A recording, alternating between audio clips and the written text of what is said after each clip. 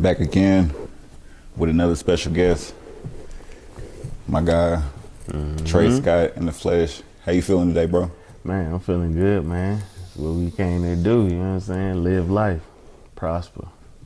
All right, tell everybody that's watching where to find you at and what Hey, you do. man, I am Trey Scott. I am is the label. Trey Scott is the artist, the name, you know what I'm saying? I write great music for people who want to hear great music, you know what I'm saying? That's what I do. From rap to R&B to whatever, I just pen my own thing and I keep it pushing like that.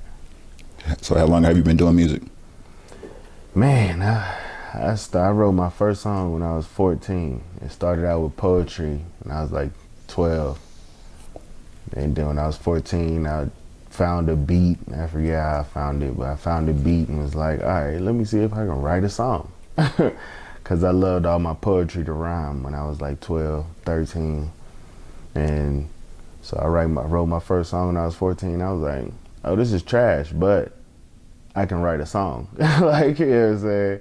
And that's what I ended up doing. I wrote probably like 6, 7 songs. And then from there it was like, okay, now let me see how I can record this shit. I ain't start recording until I was like 19.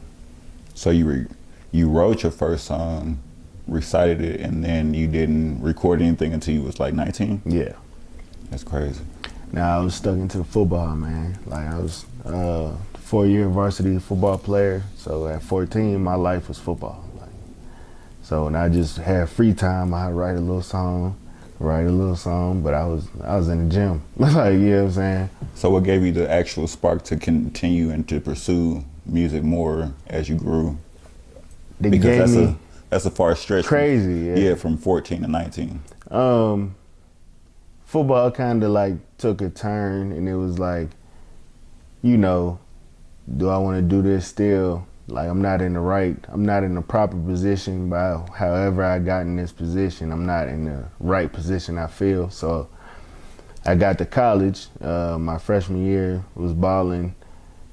The coaches, all that friction, it just didn't feel right. So I was like, all right, I'm cool with this. And I was writing. That's when my pen started going crazy. I was just finding beats and linking with people that I didn't even know did music and stuff. And I would get with them.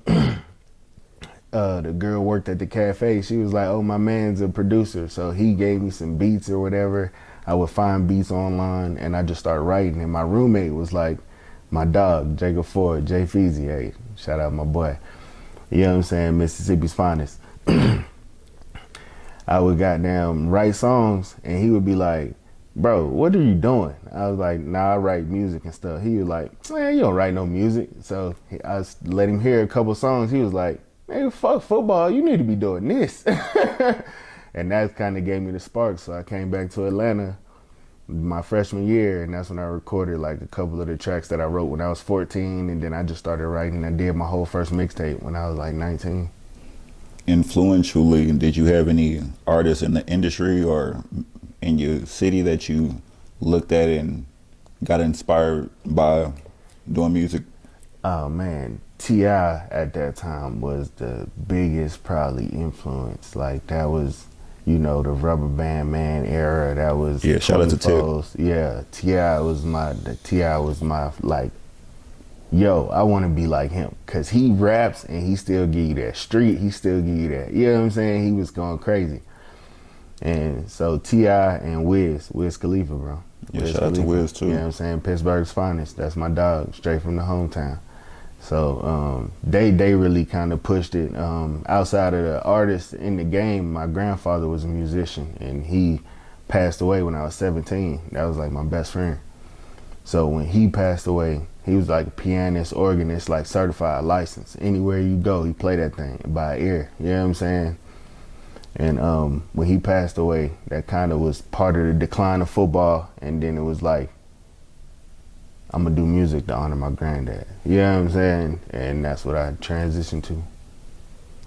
So let me ask you this: what you got going on right now? What you working on? You got any projects? You got any videos? What you doing? Man, me and my man behind the camera right now talking is about to shoot probably like 6, 7 videos in a 5-month span. Probably about to go crazy. And for y'all that don't know, I got him on a couple tracks. Okay. You know what I'm saying? So we about to go crazy. Really just about to have fun with it, man. Take over Colorado, not even in a bad way, malicious way. I would love to work with anybody, everybody. You know what I'm saying? I'm not trying to step on nobody's toes. I'm just trying to do what I do and have fun with it. You know what I'm saying? With my dogs and my people that I connect with out here. And I'm working on probably 2 albums right now. One is an R&B project.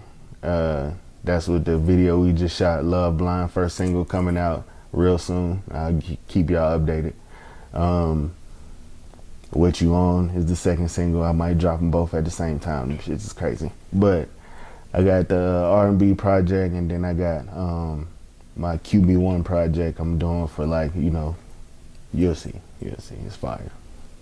And what do you have, any advice to any up and coming artist or anybody that's inspired by music or poetry to pursue in the future and trying to do it independently? I'm assuming you're independent, correct? Yes, sir. I am independent. I do everything on my own. You know what I'm saying? I connect with my people on my own, and we just get it rocking. I would just tell everybody, man, if you love it and you get respect from what you love, the money will come. You know what I'm saying?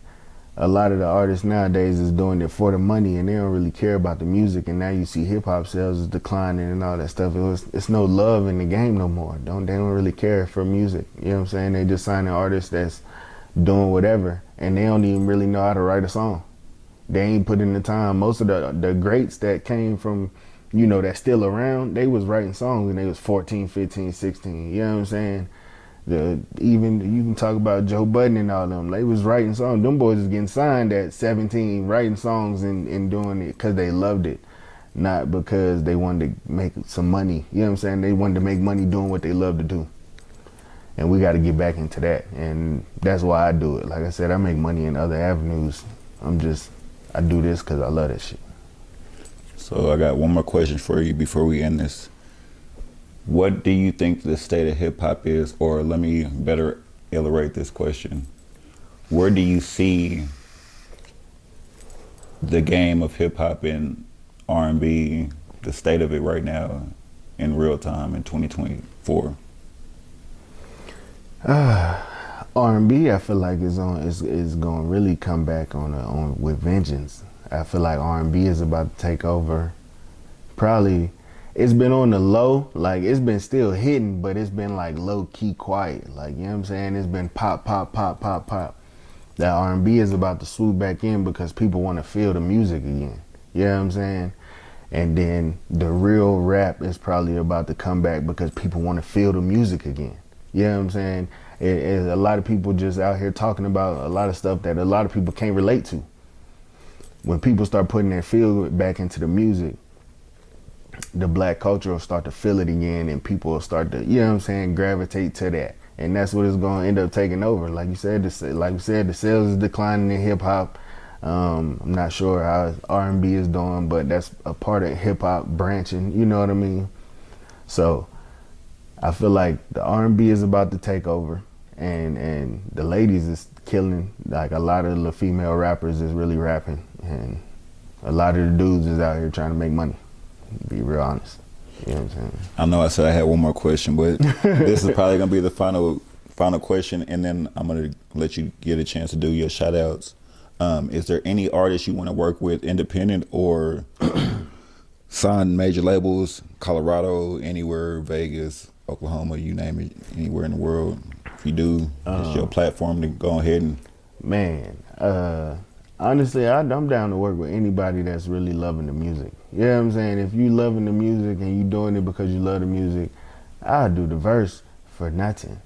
You know what I'm saying? If I like the song, I'll do the verse for nothing. If we collabing, we vibing, I love to work with anybody in the city of Colorado. I mean, in the city of Denver, anybody out here from whatever state. I don't care. If you love the music like I love the music, we gonna vibe and we gonna rock out and we gonna have some fun. You know what I'm saying? Majors, everybody, bro. Like, it ain't nobody I wouldn't. if you signed and you fire, and I really I vibe with how you coming at the project and the process, I'm working with you. All right, you can go ahead and give your shout outs to whoever Man. you want to give shout outs to, show some love. Shout out to my boy, you know what I'm saying, OG, you off the rip. You know what I'm saying, for Appreciate doing this and rocking, and we here, we working. Shout out to my boy Mad Max. Shout out to I Am, the label, man. Shout out to just, you know, and it's Ill Abstract Minds. I don't want nobody to confuse it with another I Am. Ill Abstract Minds, I just call it I Am because that's just what it is to me. Yeah, but shout out to Mondukes, everybody, man. Family, you know what I'm saying? Pops, what up? You know what I'm saying? That's it. Love everybody.